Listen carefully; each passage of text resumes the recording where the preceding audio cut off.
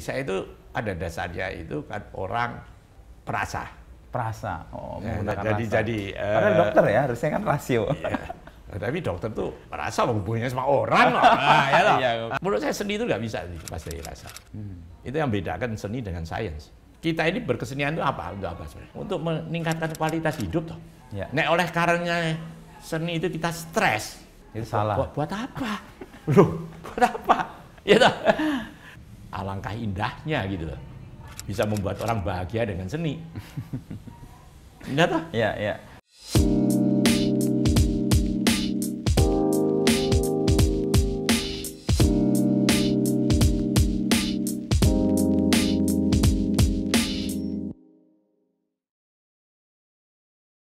Baik. Kita Senang terakhir- bisa datang ke sini. iya.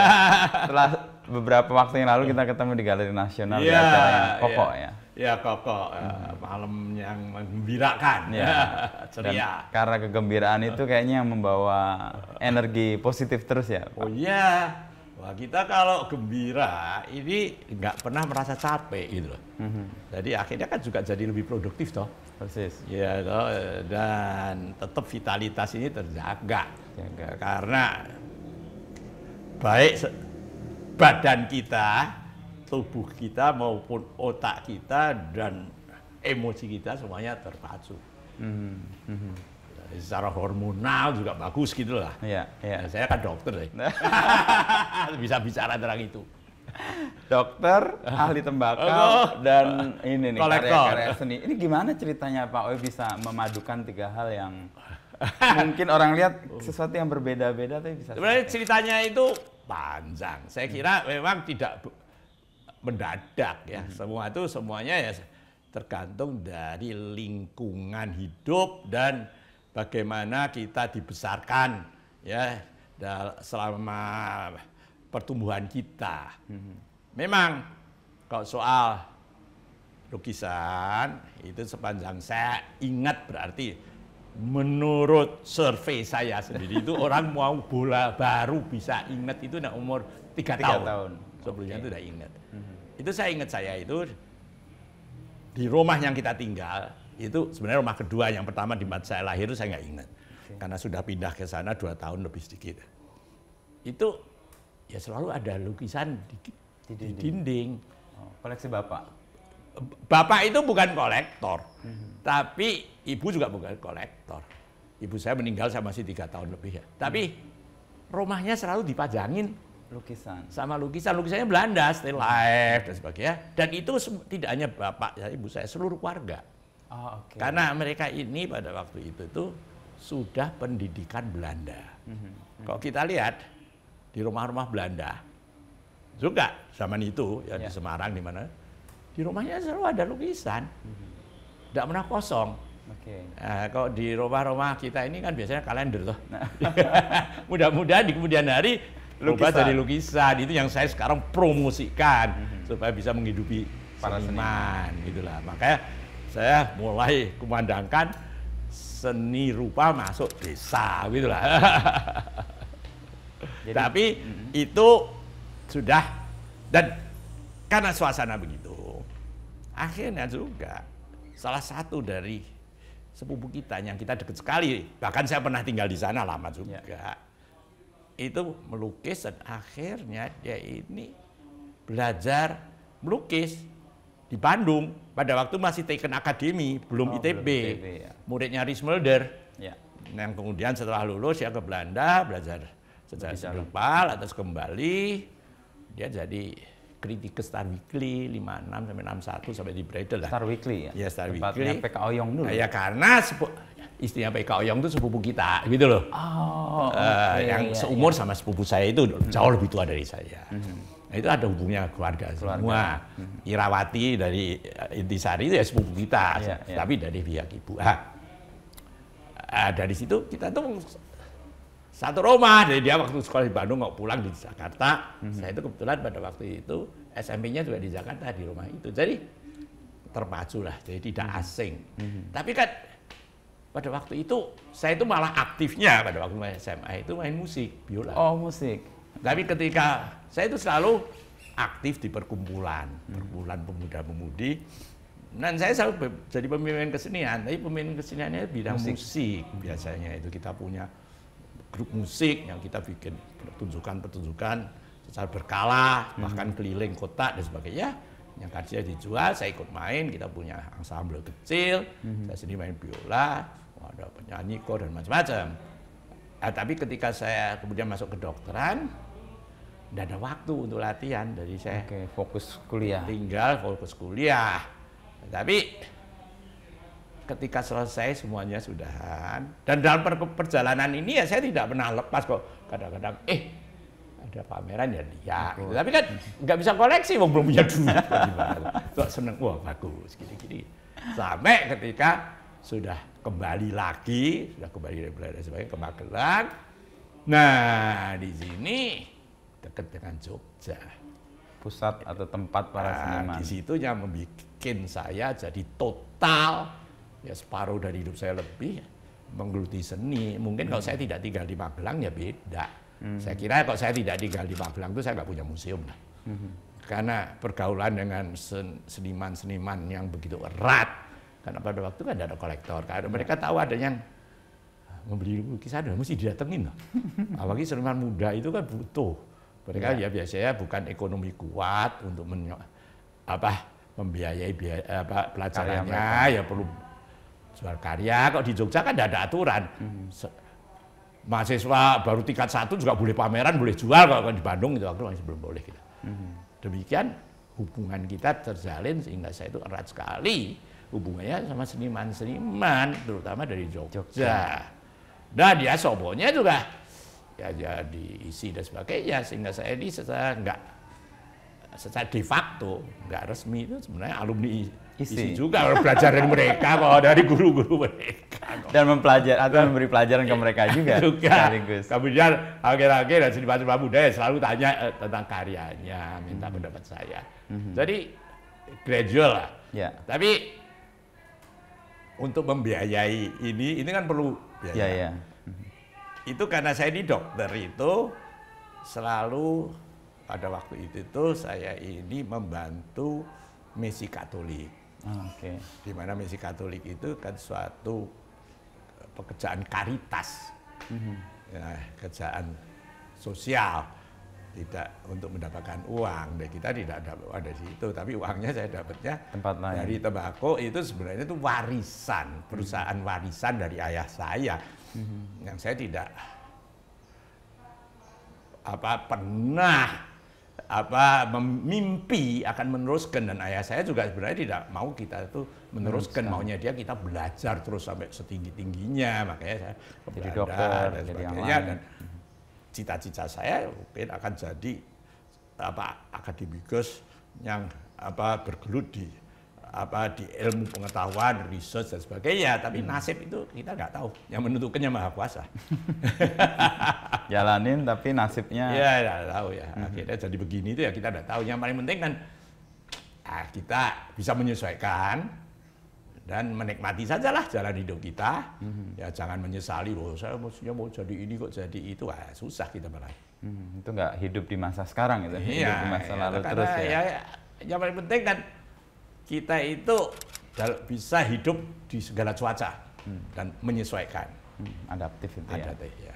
Tapi di titik mana Pak Oi mulai mengkoleksi seni? Karena tadi kan waktu kuliah terus kayak berhenti gitu ya, karena fokus ke kuliah. Oh ya, di kuliah belum bisa tahu, belum punya duit kok. Setelah jadi dokter berarti. Jadi begini, sebenarnya setelah jadi dokter juga tidak jadi kolektor. Pada waktu itu saya juga belum punya duit. Jadi, tapi yang saya tahu, lukisan pertama yang saya beli, saya itu kan lulus tahun 64. 64 ya. Tahun 65 itu saya beli lukisan pertama. Lukisan siapa Pak? Nah itu lukisan tuh pelukisnya nggak terkenal, saya beli di Art Shop sini. Ya dulu saya pajang, sekarang saya malu untuk macam itu, tapi saya tetap masih punya. Dan pernah saya pamerkan ketika saya umur 70 tahun itu tonggak awal. Ya dari perjalanan mengkoleksi lukisan pertama, lantas warisan, lantas pemberian, lantas kekeliruan, macam-macam itu pernah lah, bukan yang bagus-bagus. Jadi saya itu memang pada dasarnya memang mempunyai sifat kolektor karena saya itu tidak mudah membuang sesuatu. Gitu loh. Dan nyusoh gitu loh, kalau orang Jawa bilang. Itu sering orang-orang di rumah nggak suka kan, nyusoh kan akhirnya jadi wah sarang tikus gini-gini. Apa yang melandasi itu Pak Oi, kalau dilihat gitu ya, kenapa kok punya kecenderungan untuk nyusoh tadi, mengumpulkan atau? Gini loh, karena nggak tahu ya, karena mungkin segala sesuatu itu kalau saya kerjakan itu ada passionnya, ada ikatannya, sehingga tidak mudah berpisah. Ada hati di situ ya? Ya ada, walaupun misalnya dalam proses mengkoleksi, itu kan yang kita koleksi awal-awal ya jelek-jelek loh. Kita belum tahu kok. Ya, dilihat sekarang ya, aduh kok gini kok saya beli gitu kan. Tapi itu saja untuk melepas itu berat. Itu bagian dari perjalanan yang itu perjalanan dari, iya jadi ndak ya ndak begini gitu loh. Nah dada itu mungkin ndak ada taraf sekarang gitu loh. Ya. Lucu tuh. Ya ndak tahu deh, saya udah mati mungkin dibuang semua gitu. Tapi bagian untuk melihat perjalanan sendiri sebenarnya itu tuh ada baiknya. Ada baiknya itu saya rasakan ketika saya mulai mengeluarkan buku pertama Exploring Modern Indonesian Art. Itu tahun berapa itu ya? 2004 kalau nggak salah pada waktu itu, yang ditulis oleh Helena Spanyat. Ya. Pada waktu itu kan lukisan-lukisan oke lah, saya ambilin bareng sama Helena Spanyat. Lantas captionnya lukisan itu, captionnya sebenarnya yang dapatkan atau itu sayanya bikin saya, karena dari mana? Dari katalog-katalog yang saya simpan. Kok nggak susah loh? Iya. Nyusoh itu ada gunanya ada juga. Oh, ini dipamerkan di sini. Ini ukurannya sekian. Ini. Judulnya ini. Bahkan itu saya itu punya seperti lukisan ini yang saya dapat dari Brasil. Saya punya katalognya ketika dia dipamerkan di Rio de Janeiro. Bahasa Portugis. Orang kaget, nggak ada yang punya di sini. Lukisannya dan katalognya. Nah, ini, judulnya ini. Gitu. Kadang-kadang kita nggak tahu judulnya. Iya. Ya, kalau nggak tahu judulnya, kadang-kadang saya karang sendiri. Dan di situ saya akhirnya menemukan juga manfaatnya. Tapi akhirnya kan jadi banyak banget. Persis. Dan karena saya itu memang kurang disiplin ya, kurang pinter ngatur-ngaturnya itu, saya tahu kalau masih ada. Tapi yang nyariin itu kadang-kadang setengah mati gitu. Karena ingatannya di Pak Oi, yang lain sudah nyari. Ingat saya, nah ini waktu dulu ikut tante masih tua. Nah, sekarang makin tua kan saya kurang. Jadi sekarang ini saya sedang nulis kan, nulis tentang autobiografi. Ya, Mas Bre mau lihat itu ya. Itu tuh kan ada hal yang saya ingat. Oh ini ada di sana saya baca. Ini di sini saya ada saya ini. Tapi kan saya yakin itu masih ada. Tapi nyariin di mana enggak tahu. Pak Oi sendiri nggak menemukan? Atau ya kadang-kadang menemukan setelah dudah, ini makan waktu gitu. Bongkar-bongkar. Kadang-kadang lantas saya ingat, oh ya di sumber sana mungkin pernah ada. Oh saya kan pernah nulis. Ya. Saya lihat dalam buku yang kumpulan tulisan saya, mungkin ada. Jadi gitu-gitulah. Nyusoh itu seperti alat bantu untuk ingatan kita ya? Betul. Menyimpan lagi. Betul. Memori kita nggak muat taruh di nyusoh. Karena gini, memori kita itu kan terbatas. Tapi lucunya itu kan begini, dan itu memang fisiologis untuk secara biologis, fisiologis itu bahwa biasanya kalau kita makin tua, yang kita lupakan paling dulu itu yang akhir. Oh, justru yang akhir. Yang akhir, yang dalam itu sudah merasuk. Udah sampai di ini yang akhir ini masih di permukaan luber dari otak kalau minum air itu luber. Sementara yang dalam tetap bertahan. Itu justru begitu, terutama nama dan sebagainya itu. Ya, apalagi yang kita tidak interest. Ya. Makanya sering kriteria saya kok ditanyain orang. Lukisan itu loh, dulu kan kita pernah kasih lihat, ya berapa lihat. Itu gimana gini. Saya tidak ingat ya, pasti nggak bagus. Atau nggak ada interestnya di situ. Saya tertarik masih ingat gitu. Ya. Nah terus perkembangan dari sekian banyak pilihan, lalu kemudian sekarang fokus untuk beberapa karya yang Pak Oi tadi kita lihat semua ya. Itu gimana tahapannya Pak Oi? Paling nggak Hendra, terus Avandi, tadi kita lihat itu memang one man show. Yang milih cuma saya. Karena seluruh koleksi ini, kenapa saya kok hafal walaupun dulu ya sekarang memang ada orang saya yang ngaruh di komputer. Dulu kan ada. Pak Oi semua one man show. Ingetan semua. Gitu. Dan saya ingat semua karena semua lewat mata saya mutus.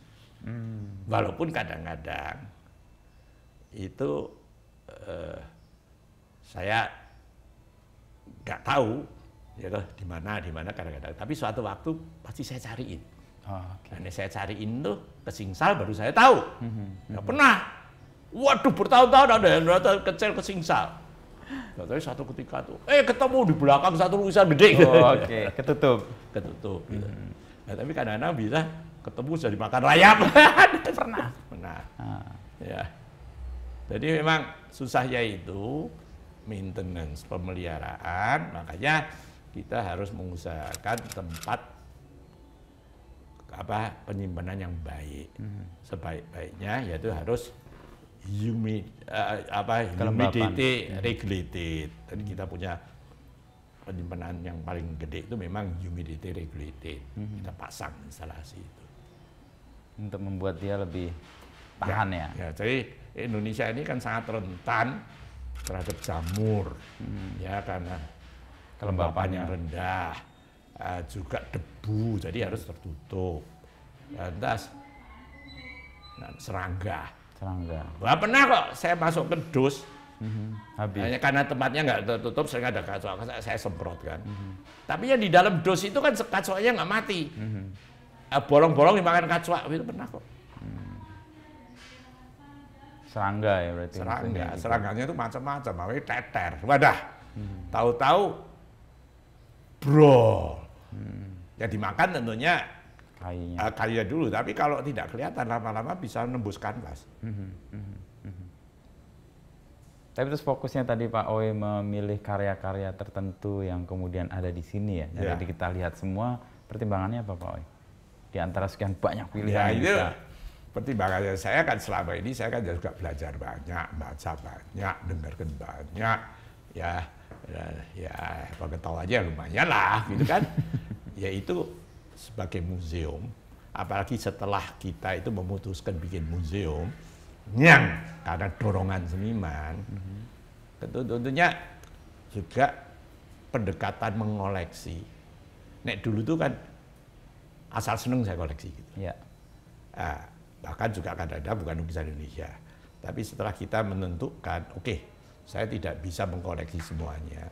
Dan yang penting itu kita bikin museum untuk seni rupa Indonesia aja, nggak bisa semuanya, yang modern kontemporer, karena keterbatasan segalanya, ya dana, tempat, waktu, ilmu, dan sebagainya.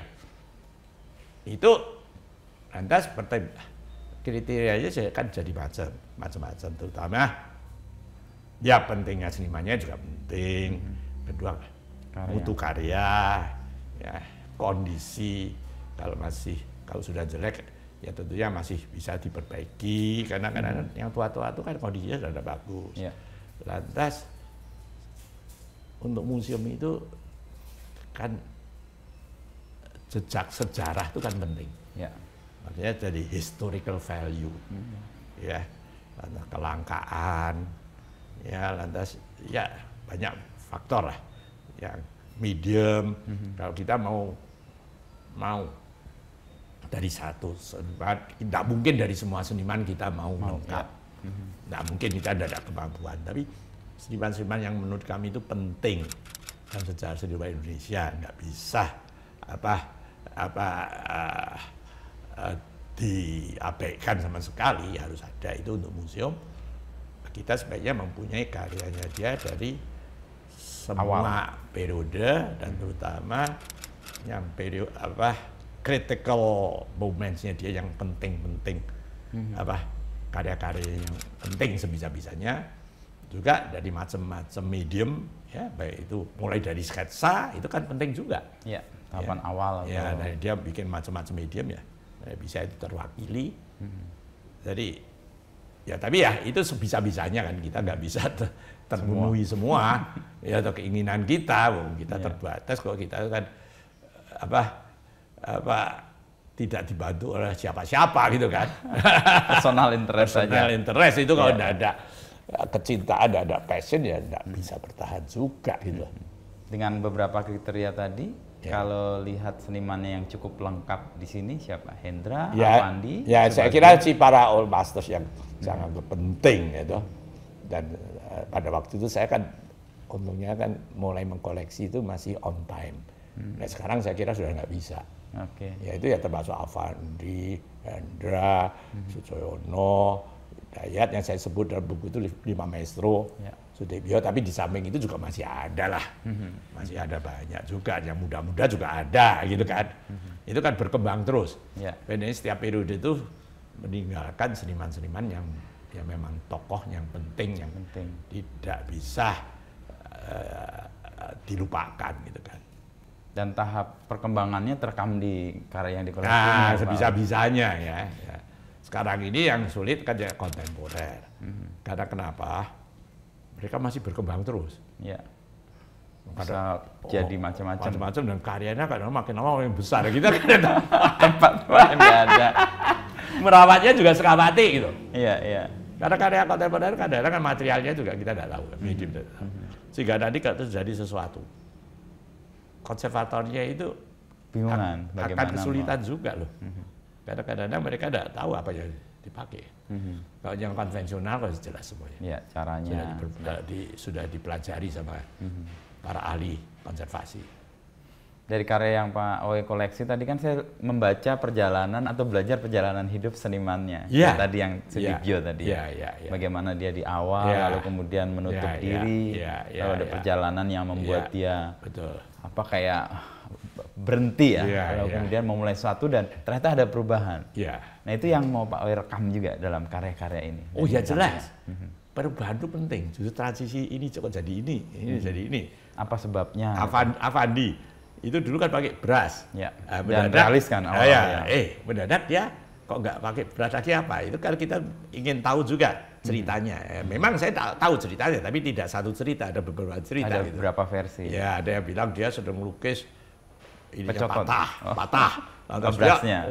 dia nggak bisa berhenti kan, sedang mood ya udah lantas langsung dari tube-nya akhirnya dia merasa ini bisa cocok.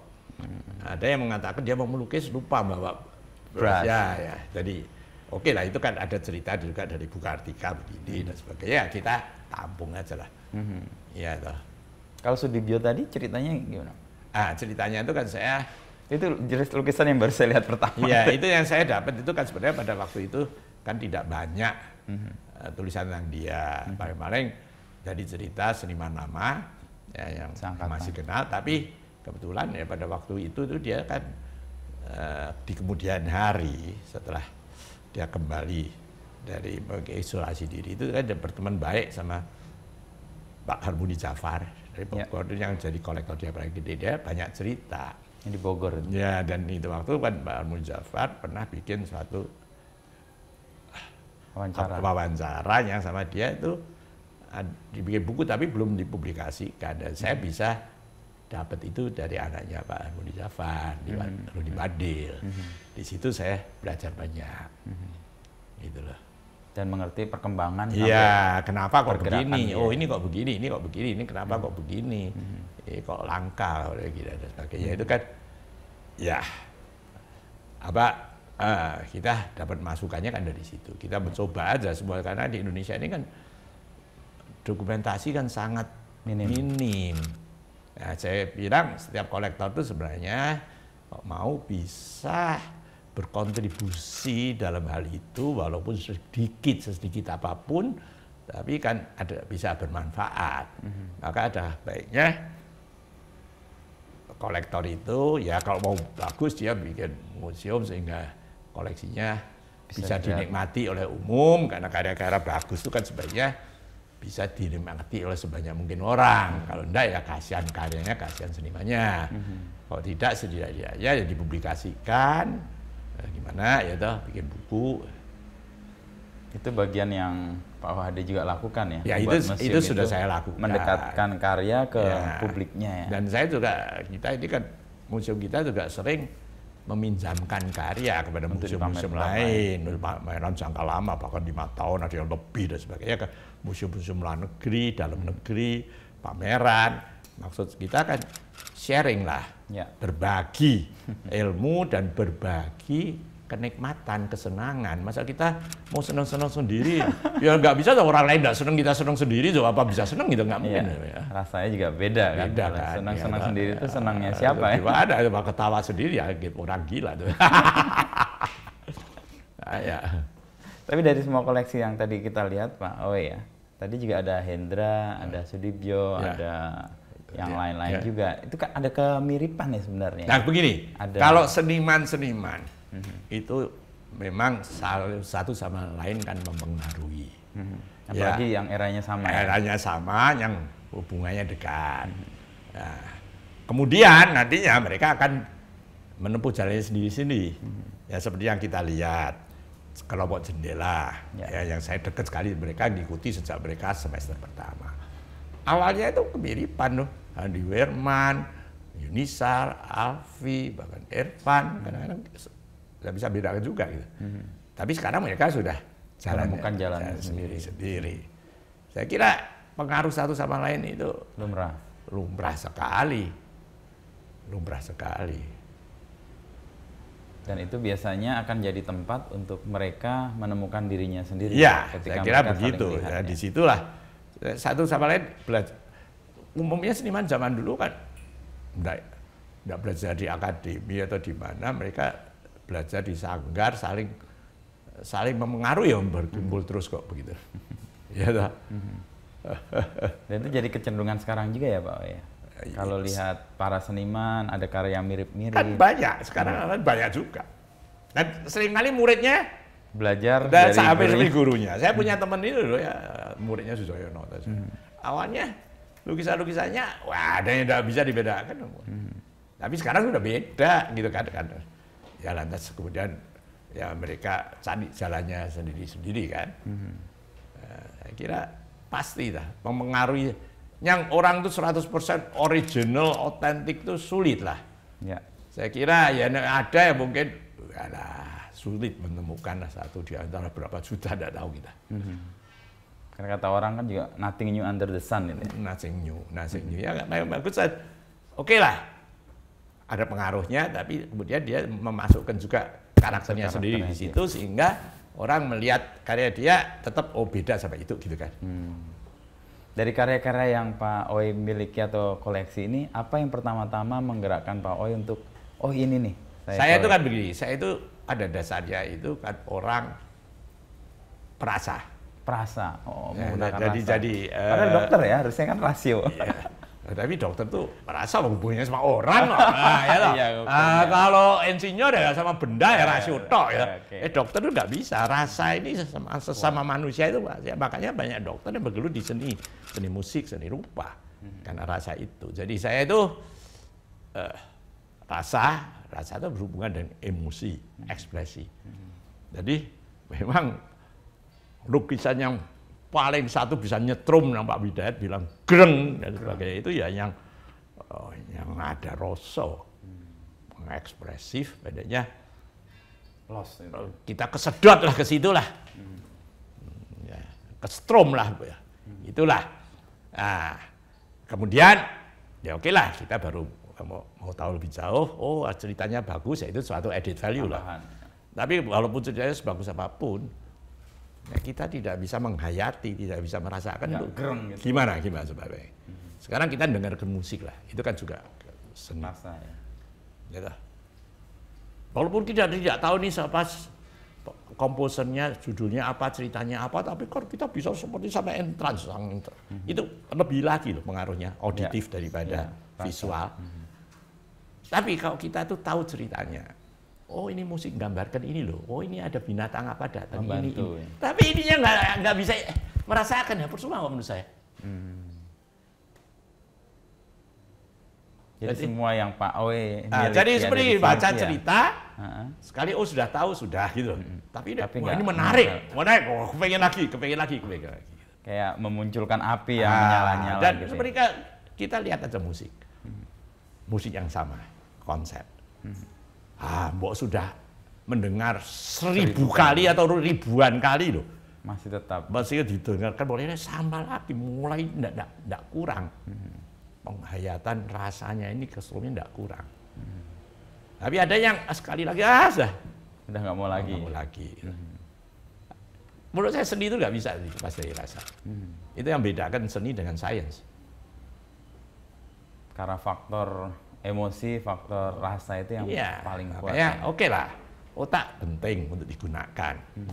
Tapi yang harus diikuti itu hati gitu loh. Ya untuk karya atau seniman bisa mengeluarkan itu biasanya menurut Pak Oe karena apa?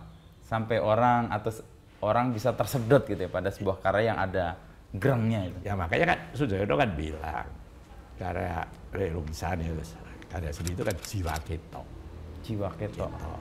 Jadi jiwanya senimannya itu bisa terasa, bisa kelihatan. Tapi dia itu dia kemahiran teknik di situ, tapi saja dia itu tidak sepenuh hati melukis. Dia cuma wah ini aku kudu laku niru si siapa, gini-gini saya bisa persis kan.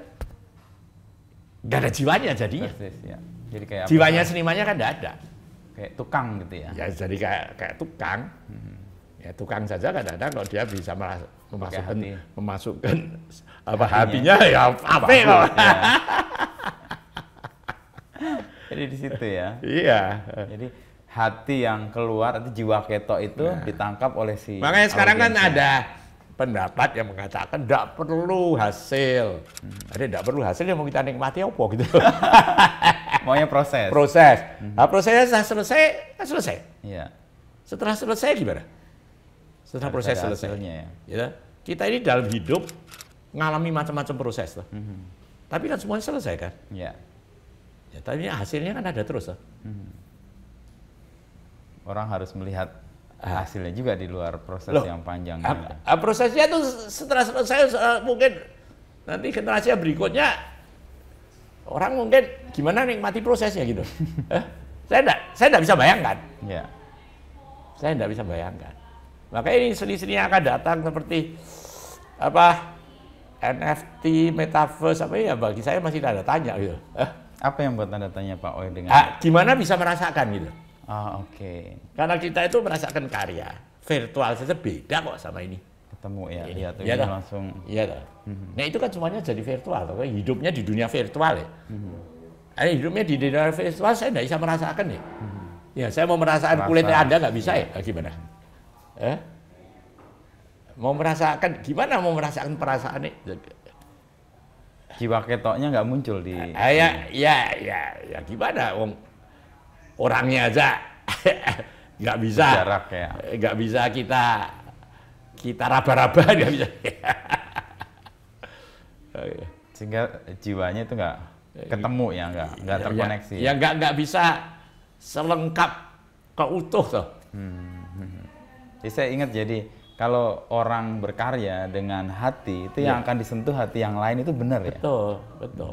Tapi kalau dia berkarya cuma pakai pikiran ya disentuh pikiran doang. Ya pikiran, disentuh pikiran. Oh ya saya tahu gitu kan. Saya tahu.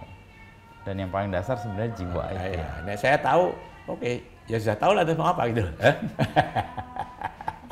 Tapi di antara semua kegiatan Pak Oe mengkoleksi ini, profesi kedokteran masih jalan? Gini, saya itu profesi kedokteran saya itu masih tertarik dalam arti untuk pengetahuan saya sendiri karena masih ada orang-orang yang sakit. Bahkan banyak yang pikirnya saya ini masih ngikuti terus dalam arti mereka sakit tanya advice ke saya ke dokter. Walaupun saya tidak ngobatin, tapi saya kan bisa memberikan advice. Kamu tidak usah pikiran itu pikiran itu diperiksa juga nggak ada obatnya apa juga. Itu karena kamu terlalu lama overthinking, terlalu lama pandemi tidak berani ketemu orang gitu ya kan bisa. Atau hati-hati. Kalau begini Anda harus ke spesialis. Ya toh. Nah, sudah begini Anda harus hati-hati loh, harus jaga makanannya. Nah, itu kan saya bisa memberikan. Habis orang tahu kita dokter itu kan sering ditanyain macam-macam. Sama atau sekarang tuh tahunya saya, waduh seni tahu semuanya, padahal ya enggak kan? Oh semua tanya segalanya pikirnya saya tahu semua ya, enggak lah, banyak enggak tahu gitu. Juga tembakau juga. Sekarang saya kan sudah out. Kemarin itu lucu banget. Ya kemarin itu bulan Februari itu, saya itu dapat pemberitahuan mau diberi award. Penghargaan sebagai grader tembakau. Loh, saya bilang sudah 10 tahun lebih tidak pernah pegang ya. Saya bilang, ya tapi semua menganjurkan Bapak. Loh, saya sudah enggak itu sama anak-anak. Tidak ada yang menganjurkan, semua menganjurkan Bapak. Semuanya. Tadinya dianjurkan itu cuma Bapak sama satu orang dari mana, tuh yang dari swasta, yang lainnya itu pejabat. Pejabat bupati atau apa yang berjasa dalam penanaman industri itu. Saya bilang, ya nek dikasih penghargaan ya mau saja. Nggak minta juga kan. Gitu loh. Jadi kadang-kadang pikirnya tuh masih ahli, padahal ya saya udah out. Karena sekarang pabriknya juga berubah kan. Pabrik ya. Ya, produksinya berubah, bahan bakunya berubah, selera rokoknya mungkin juga berubah. Generasinya ya sehingga cara gradingnya juga berubah. Cara anak saya membeli tembakau sudah beda sama saya. Jadi kita ini nggak bisa lantas terus ngikuti sebaliknya. Suatu ketika ya kita juga harus berubah. Interestnya juga beda. Yang dulu anggap penting sekarang kurang penting. Dulu saya ada lukisan harus kepegang. Sekarang enggak lah saya bilang. Bisa menikmati oke lah. Yang seneng bisa berbagi ilmu, berbagi kenikmatan. Ya pentingnya adaptif juga nih ya Pak. Iya. Dan ya kita itu stagnan, nggak maju.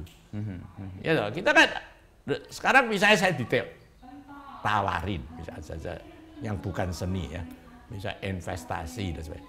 Buat apa saya? Hidup saya masih berapa tahun? Ada bisa nikmati kok. Iya. Ya toh, malah pusing kepala kan? Iya, mikirin itu terus ya. Iya toh, ya, males. Beda dah, masih muda, interest. Jadi itu yang paling penting lah, sehingga kita yang paling penting setiap hari bisa ketawa. Gitu. Ya. Itu salah satu tips Pak Oi juga untuk menikmati hidup, berjalan dengan waktu yang panjang. Nggak bisa dong kalau kita tetap apalagi orang yang post power syndrome dulu saya begini itu masih terus ide fix gitu, kita jadi kecewa, hidup kita jadi asem lah gitu, nggak bisa ketawa. Ya, sebenarnya yang sudah ya sudah lah. Hari ini gimana gitu. Ya, yang akan datang ya sebisa-bisanya diatur. Enggak kita mau enggak kuasa akan yang akan datang. Besok hari akan mengurus dirinya sendiri. Iya katanya. Jelas lah. Iya dah. Tapi keasikan Pak Oi tadi juga ngomong soal dansa itu bagian juga untuk membentuk kegembiraan muncul selalu. Begini loh, menurut saya kita ini yang mau sehat tentunya menurut ilmu yang sekarang itu paling penting itu sosialisasi. Bukan olahraga, bukan makan, tapi bergaul begini. Bersosial. Maksudnya berkomunikasi sama orang dalam mood yang enak sehingga kita suasananya ya tidak ada stres, gembira. Ini yang paling bagus untuk kesehatan. Lantas olahraga kan penting. Olahraga yang paling cocok untuk orang tua seperti saya, di mana juga ada faktornya bergaul, interacting, hiburan, bersosialisasi. Ada faktor aerobik, ada faktor kelenturan, ada faktor kekuatan otot, ada faktor reaksi yang terlatih, dan ritme dan memori itu dansa. Dan ada ketawanya. Seneng, ada ekspresi. Dan itu kan kita tidak mencari prestasi, tapi kan kesenangan. Tidak merasa capek ya berhenti, gitu kan? Udah enggak. Nek pertandingan, saya dulu kan seneng tenis ya. Tenis. Ya, tapi itu kan berdua kompetisi ya. Kadang-kadang lupa. Tubuh. Lupa tuh begini, wah, nggak mau kalah, mau menang. Bola setengah mati itu tetap dikejar yang musuhnya jangan nggak boleh lah seumur kita gitu. Itu yang orang kadang-kadang nggak ngukur ya. Nggak ngukur lantas tahu-tahu kolaps di lapangan. Dan saya itu paling pas ya untuk paling menyenangkan. Dan ini ya kita kalau sudah seneng itu, begitu ada musik enak, kakinya mau gerak ya gimana? Tapi secara ilmu kedokteran bertentangan nggak bahwa sehat itu ya sosialisasi, bertemu dengan orang? Itu ilmu kedokteran mengakui kok. Oke. Mengakui. Ya itu banyak soalnya penting, tapi itu dianggap sekarang itu paling penting malahan karena di situ kan mood. Nah, mood ini kan mempengaruhi pikiran. Oke. Iya toh. Dan akhirnya mempengaruhi juga produksi hormon yang mengatur badan kita. Kimiawinya jadi terpengaruh ya dengan mood yang baik tadi. Iya, memang. Dan mood ini, seni ini salah satu untuk menjaga itu juga? Ya jelas, saya bilang ini kan membantu karena kita ini berkesenian itu apa? Untuk apa sebenarnya? Nek, saya bilang untuk meningkatkan kualitas hidup toh. Ya. Nek oleh karenanya seni itu kita stres. Itu salah. Buat apa? Loh, buat apa? Ya toh. Iya. Nggak usah lah gitu loh. Salah berarti kalau menjadikan salah. Seni malah tempat dia stres atau depresi. Gitu. Iya toh, malah depresi ya cari urusan malah. Iya toh, kita gimana sendiri bisa meningkatkan kualitas hidup kita dan ya kita bisa memberikan contoh kepada teman sekitar kita. Alangkah indahnya gitu loh. Bisa membuat orang bahagia dengan seni. Enggak toh? Iya, iya. Dan salah satu kegembiraan itu kan juga kalau dalam hidup manusia itu kan makan ya. Iya. Pak Oi ada pantangan nggak atau ada sesuatu yang saya itu makanan itu nggak ada pantangan. Saya suka makan enak. Cuma saya itu ada makanan enak pasti saya sikat, gitu. Tapi saya bukan orang yang untuk cari makanan enak mau mengejar ke sana gini effort yang luar biasa itu enggak. Yang ada aja. Nah, jadi saya itu enggak makan enggak apa-apa kok. Loh, kalau saya udah lihat museum-museum di Eropa dan sebagainya lupa makan loh. Karena rasa. Nah, ininya sudah makan saya. Sudah terpenuhi sama kebutuhan. Kebutuhan saya terpenuhi dengan kepuasan itu. Saya lupa. Jadi buat saya tidak masalah. Makan sederhana, nggak pakai apa-apa gitu lah. Saya juga tidak masalah kok. Tapi ada makan enak ya pilih yang enak. Dan saya umur sekian saya sederhana masih jeroan sama makan jeroan. Tapi untuk metabolisme atau tubuh sendiri merespon itu nggak ada soalnya karena hati gembira tadi. Menurut itu yang paling penting. Nah, buktinya gimana ya? Kemarin saya barusan tes ya, Pak gitu kan? Yang waktu ke Jakarta kemarin. Jadi oke lah. Ya dah. Warna terlalu mikir di situ, repot gitu. Kalau untuk seni-seni sekarang, Pak Oi kan juga mengikuti perkembangan baik yang maestro-maestro dulu dan yang kontemporer baru-baru akhir-akhir ini. Kayak kemarin kita ke Galnas, lihat ada seniman mungkin cukup muda ya. Dan bagaimana melihat perkembangan seni di Indonesia, Pak Oi? Saya bilang yang seniman-seniman muda itu, wah ada yang hebat-hebat ya. Ada yang hebat-hebat. Saya bilang yang menarik karyanya. Menarik sekali karyanya itu ada. Dan mereka kan sekarang juga eksplorasinya kemana-mana gitu. Kadang-kadang ada hal yang tidak terduga di luar dugaan kita. Ada, saya bilang. Saya kira setiap zaman itu pasti nanti meninggalkan bekasnya. Yang hebat dari zaman itu akan tetap lestari. Yang enggak, yang cuma tren-tren itu akan hilang. Saya kira begitu. Nah, coba sekarang ini terlalu banyak senimannya. Terlalu banyak. Iya, saya nggak bisa memonitor semua. Nek dulu itu kan sedikit. Saya kenal semua dulu. Kenal semua. Dan sekarang dengan drama ini ya belum pernah dengar, baru lihat karya ini gitu.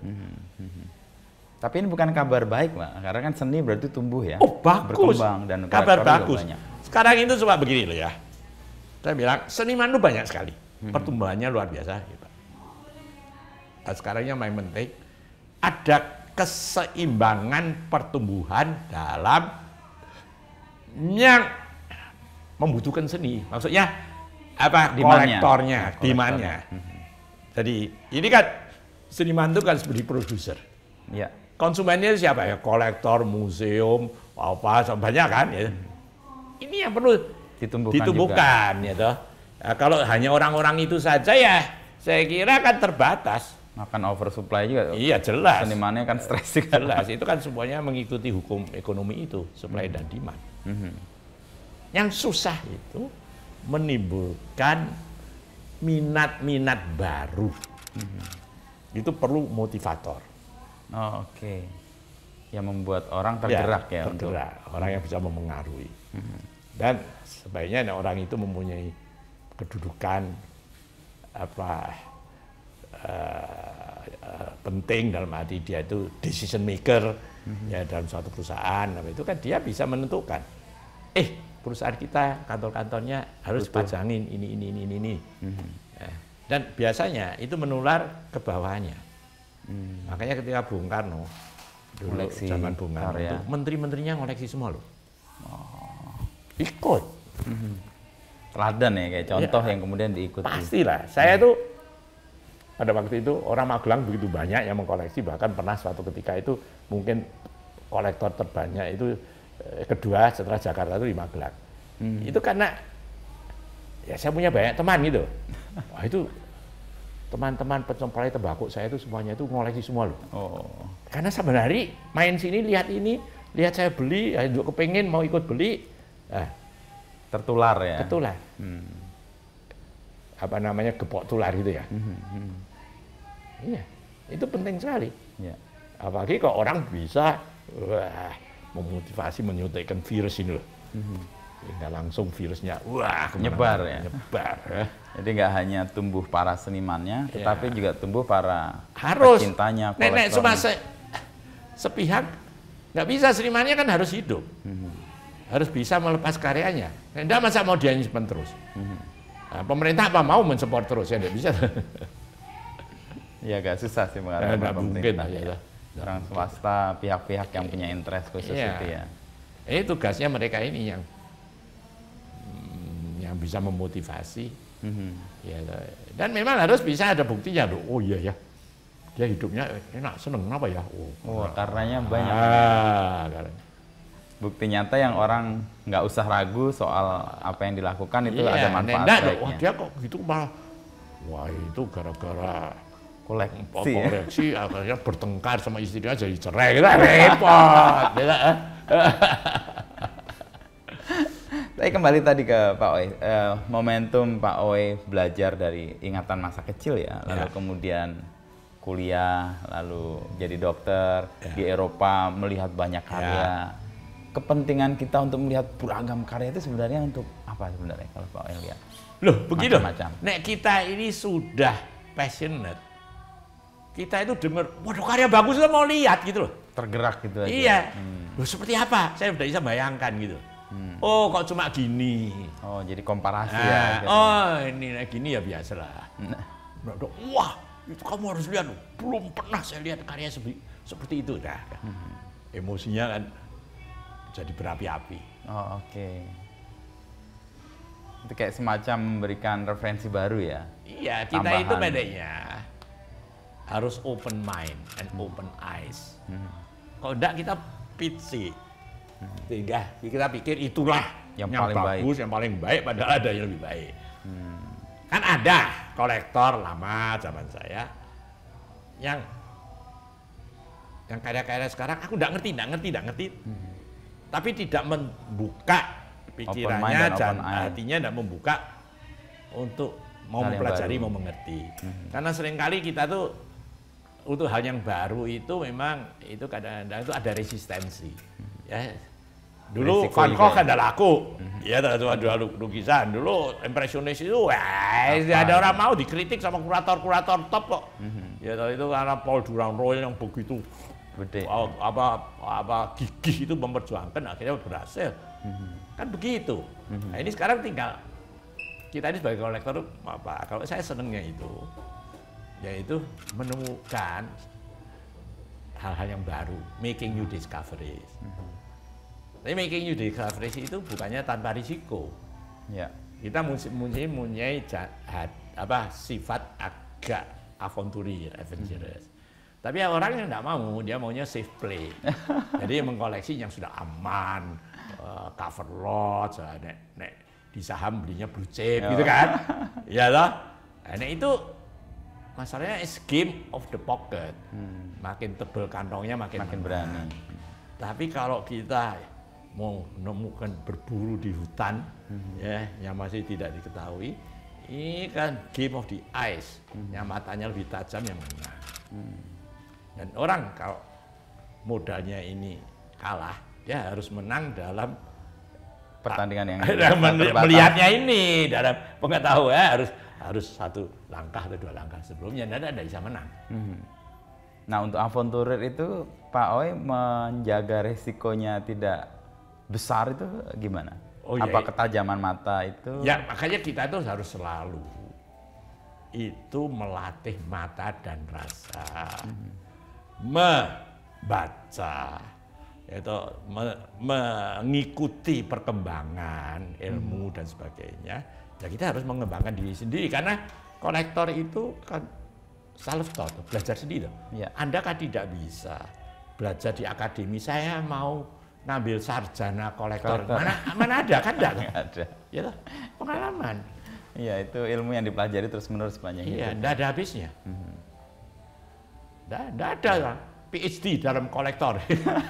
Pak Oi jadi. Saya belajar terus, banyak yang belum tahu juga kok. Gitu ya. Tapi kontribusi Pak Oi untuk seni rupa Indonesia, terutama Jogja dan sekitarnya karena ini pusat, itu yang Pak Oi rasakan apa misalnya? Loh, begini loh. Banyak orang jadi mau koleksi lah ya. Senimannya semuanya juga aktif, bikin pameran. Jadi apa? Seni rupa itu jadi bergairah. Jadi bergairah hidup gitu loh, apa? Jadi wah ya, bedanya kepok senggol ya apa? Jadi ketok tular. Ketok tular lah, ketok tular itulah kayak gitu itu. Itu sebaiknya diteruskan terus gitu kan. Dan banyak tokoh-tokoh besar lahir dari sini sih. Kalau tadi cerita Mas Heri Pemat itu gimana ceritanya Pak? Bedanya gini lah, saya itu kan ya pernah mendapatkan waktunya dulu, sekarang saya kan sudah umurnya udah lebih, ada yang lebih muda gitu kan. Tapi kan itu memang harus begitu, kan tongkat estafet itu harus ada. Kita nggak bisa mau terus, wah di panggung terus ya, nanti malah kejungkel gitu. Tapi kalau panggung kalau nggak ada Pak Oi itu kadang-kadang orang rasa sepi atau senyap. Ya bedanya kita bikin nggak ketawa, bikin rame ya, panggungnya bikin rame manasin. Iya. Dan peran-peran itu sebenarnya yang mungkin diperankan oleh Pak Oi makin nyata sekarang. Ya bedanya kita itu gini lah, melakukan sesuatu tuh yang menurut kita bisa dilakukan, jangan memaksakan lah. Jangan memaksakan. Kalau memaksakan nanti mesti clash. Sesuatu kalau dipaksakan itu mesti clash. Ya ikuti saja. Ngarir gimana? Gini nggak bener ya gini, gini bener gini. Iya toh. Ya toleransi tetap ada. Toleransi ya. Iya toh. Kan nggak bisa semua orang tuh sama pikirannya seperti kita. Ini biar aja toh nanti ngerasa dewe. Toleransi itu juga melegakan batin sebenarnya. Iya, kan? memang. Membuat kita ngerasa lebih rileks ya. Iya. Kan kita tidak bisa menghendaki apa menuntut semua itu seperti kita pemikirannya untuk seragam, malah nggak lucu lah. Dikritik ya oke aja, dikritik nggak apa-apa kok. Ya tak? Malah tidak kritik berarti Anda ini malah belum layak dikritik, malah belum terkenal. Karena dikritik malah bisa. Berarti Anda levelnya udah tinggi ya. Orang yang mulai sorotan, dibully itu kan berarti orang ini mulai diperhitungkan gitu kan. Saya selalu bilang gitu. Wah, kamu mulai diperhitungkan, kamu jadi orang penting loh. Kok nggak ada yang ngomongin tentang kamu, ya you are nobody gitu lah. Justru itu diambil positifnya ya. Oh iya, sekarang Jokowi itu setiap menit, setiap jam dibully. Dulu waktu masih tukang kayu nggak ada gitu. Tapi dia tenang aja kan. Iya, tahapan itu. Ya. Mungkin terakhir nih Pak, dari semua karya yang ada di sini maupun yang di museum di OHD, yang Pak Oi sangat intens mendapatkannya, lalu kemudian ini sesuatu yang punya makna dalam tuh yang waduh, karena begitu banyak itu nggak bisa kita sebut satu. Oke. Tapi antara lain Ya, yang ada di sini itu antara lain kan Affandi, Peristiwa Paris. Ini karena selain karya ini luar biasa, masterpiece Affandi, yang pernah dapat hadiah kedua di Biennale Venesia, saya mendapatkannya itu juga luar biasa. Saya memburu sampai Rio de Janeiro. Oh, karya ini? Iya, ini kan di koleksi duta besar berhasil dari Indonesia. Sudah 30 tahun di sana, sudah meninggal dan sebagainya. Saya sampai ke sana. Jadi sejarahnya itu buat saya memang istimewa. Ya. Ya. Itu menceritakan perjalanan Affandi sendiri ya. Perjalanannya, karyanya, lantas juga perjalanannya saya udah dapat itu. Jadi nempel sekali. Nempel sekali gitu kan. Ya, itu. Dan tadi kita lihat kalau karya yang Affandi juga Pak Ooi punya yang dia masih yang apa? Yang pakai brassnya masih ya. Oh ya, itu kan karya Affandi itu yang kuno kayak gitu itu kan langka. Ya mungkin zaman itu ya banyak yang sudah rusak atau gimana kita nggak tahu. Dan itu dibikin tahun 42. Nah itu kan zaman Jepang ketika material itu susah didapat ya. Sehingga dia pada waktu kan melukisnya di atas kain goni. Kain goni. Itu kan suatu unikum juga.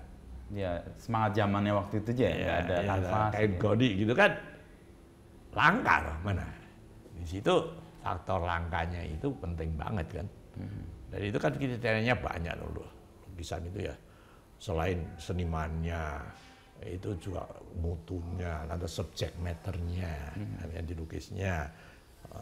Nilai sejarahnya, ya, kondisinya masih bagus atau tidak, ukuran, mediumnya dipakai, ya lantas, pernah dipamerkan di mana saja, pernah dipublikasikan di mana saja, banyak sekali gitu.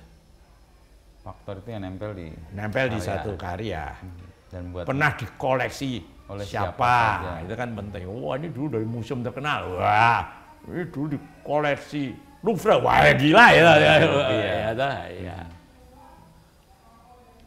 Dari karya itu kan lihat perkembangan si senimannya Pak Ooi ya.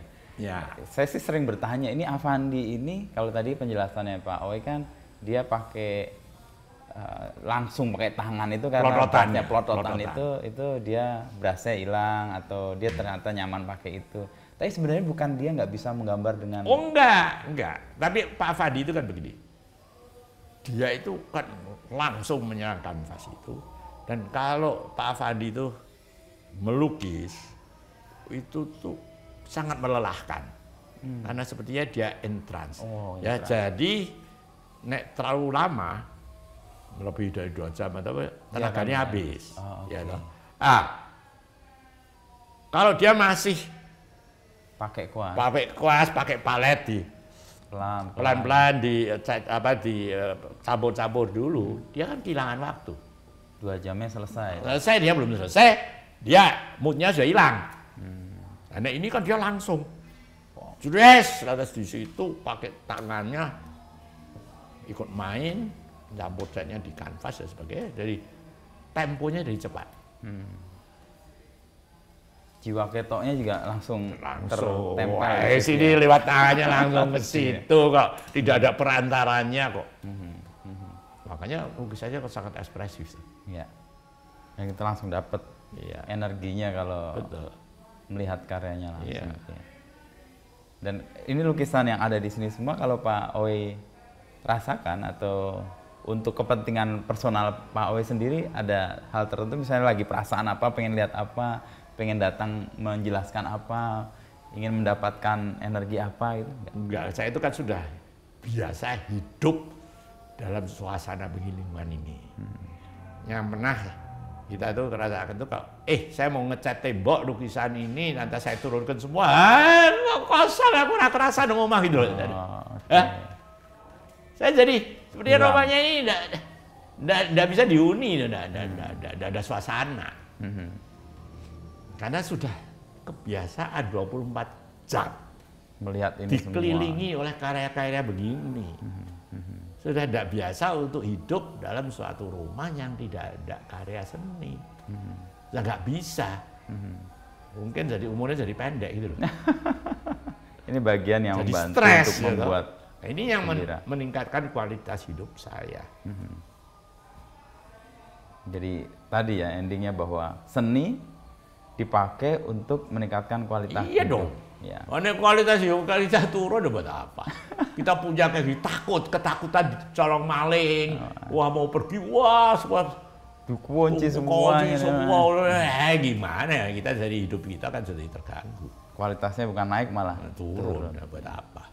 Iya kan? Iya. Dan ini kelihatan sih, saya tadi merasa mendapatkan semua koleksi dan saya sendiri agak wah. Semua welcome kok di sini tuh. Saya udah semua welcome gitu. Dan semua orang merasakan itu bahwa mereka tuh di sini tuh welcome. Orang senengnya di sini itu selalu karena orang kalau datang tempatnya orang lantas tidak welcome kita nggak ada enak. Ya. Ini tadi saya rasakan betul sampai masuk ke bawah-bawah. Terus ada cerita lukisan Widayat yang di tembok gitu ya. Iya. Soal dunia air, dunia darat, dan dunia udara yang menjelaskan soal bagaimana kayak kosmos itu, Pak. Iya, memang. Dan tembakau jadi ikatan. Semua itu tidak bisa lah dibuat-buat artificial, tidak bisa.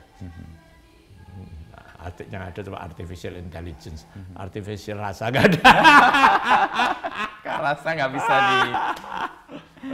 di apa istilahnya tuh di track dan kemudian didigitalkan, nggak bisa ditransfer. Dan mudah-mudahan sehat, Pak. Ya mudah-mudahan. Dan tadi dansanya itu membuat kita usaha Tuhan kuasa, itulah pentingnya di situ lah. Terima kasih Pak Oi. Wah, ngobrol-ngobrolnya. Ini loh. Saya tidak ngasih kesempatan Anda untuk bicara sama sekali. Anda tanya sekali, loh, saya ngomong terus ya gimana? Ini penyakit saya. Iya Pak Oi, gimana? Nggak tahu berhenti kalau sudah. Pak Oi mau tanya, gantian saya ngobrol. Anda kok bisa tertarik? Justru Anda kan di Kompas. Ya. Karena Anda ditugaskan untuk di bagian ini, ya memang tertarik. Saya tertarik. Oh, udah lama itu tertarik? Dengan Pak Oi udah cukup lama mengamati, tapi saya sebenarnya dengan teman-teman seangkatan ya. Eko itu teman angkatan, tapi saya bukan orang isi. Tapi saya kenal misalnya Marjuki Muhammad, Mas Butet. Besok saya ketemu Mas Butet.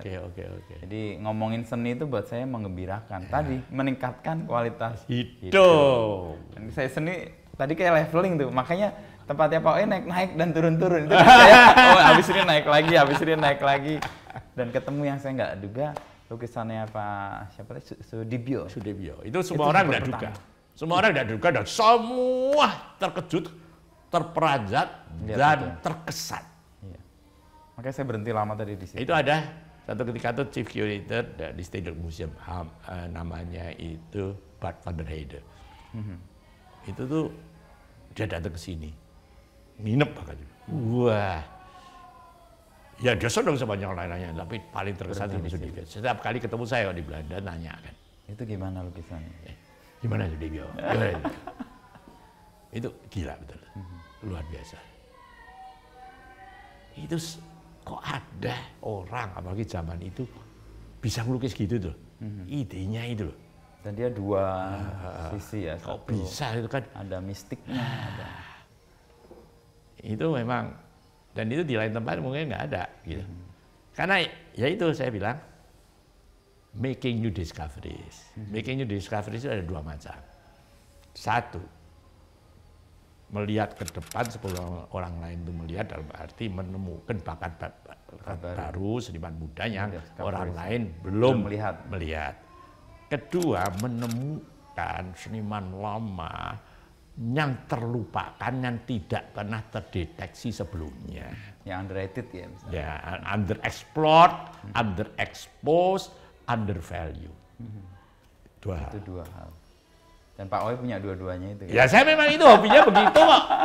Ya toh, senangnya saya itu di situ. Tapi banyak orang yang nggak suka.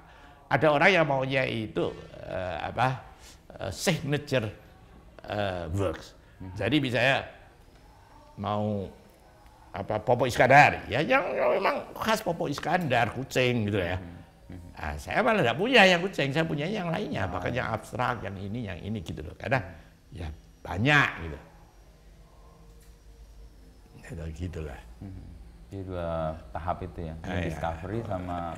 Bang pernah kok saya itu waktu teman saya itu senang sekali sama Basuki Abdullah. Dia punya banyak dan dia waktu kita sama-sama dilelang di Singapura. Dia beli 1, ada 2. Mahal karena itu karya yang ya semua orang tahu itu Basuki Abdullah gitu. Jadi terus ada 1, saya tidak tertarik. Saya tertarik sama yang satunya. Tapi yang satunya itu menandatangi minat gitu. Dan saya dapat itu. Ya, dia tanya sama saya, kenapa? Apa itu Basuki Abdullah? Gitu. Saya untung karena dia senang. Saya perang sama dia, saya tidak ada menangnya. Gitu. Kayak ambil yang nggak dia senang. Karena pernah pada suatu ketika ada Avandi, kita just penggemar Avandi. Sama dengan Pak Oi. Tapi kita tuh saya tidak hadir, saya sebagai footbit, saya nggak tahu dari dia. Wah itu wadah yang menaikkan terus, saya itu sudah sampai maksimal saya udah naik terus. Saya pada waktu itu atas mikir, wah ini jangan-jangan teman saya itu. Saya berhenti lah. Oke. Bener dia. Coba saya terus, saya kobol-kobol, tetap nggak dapat itu. Karena kalah duit. Kobol-kobol lah istilahnya baru. Tapi di seni nggak bikin Pak Oi kobol-kobol kan? Atau kobol-kobol juga? Seni itu bikin saya ini tentunya tidak pernah punya uang kontan, gitu loh. Karena saya tidak bisa nikmati uang kontan. Nek kita tuh pegang uang kontan, bahkan kadang belum punya uang kontan, lihat karya baru, langsung dibelikan gitu. Jadi kita tuh kaya asetnya ya seni rupa. Tapi tidak pernah punya deposito, uang lebih, gini, investasi kemana itu tidak ada. Dan ini liquid nggak Pak kalau menurut pertimbangan? Nggak mikir dikit mau nggak dijual lah, Pak. Orang mau beli itu nggak boleh kok. Nggak boleh pasti. Orang sesuka apapun ya. Iya, nggak boleh gitu. Makanya kadang-kadang ini sekarang ini kan saya minjamkan untuk pameran. Untuk pameran di luar negeri. Itu kan kadang-kadang memang salah satu kan asuransi. Asuransi sekian dan dalam perjanjian itu ditulis bahwa nek sampai terjadi sesuatu hilang atau gini. Jadi sorry kita akan diganti sesuai dengan nilai asuransi selesai kan. Saya nggak mau. Saya bilang kita diganti oke. Tapi kemudian lukisan itu ketemu itu tetap hak saya setelah saya kembalikan uangnya yang soalnya nggak mau dicurangin juga kan? Ada orang yang anu banget. Duitnya banyak, pengen juga gimana? Ada berapa karya yang sekarang lagi dipinjam, Pak Oi? Ini barusan berangkat, ini 2 ke Amerika. Ya 3 itu di National Gallery Singapura itu sudah tahun ke-8 diperpanjang terus. Sejak bukanya National Gallery. Itu ada Sudebyo 1, Zoeno sama Morikin Sen. Yang ini lantas ini mau berangkat mau dipinjam oleh suatu museum di Malaysia tuh Ivan Sagito sama Rusyadi di 2. Jadi kita sering kok minjemkan, ya.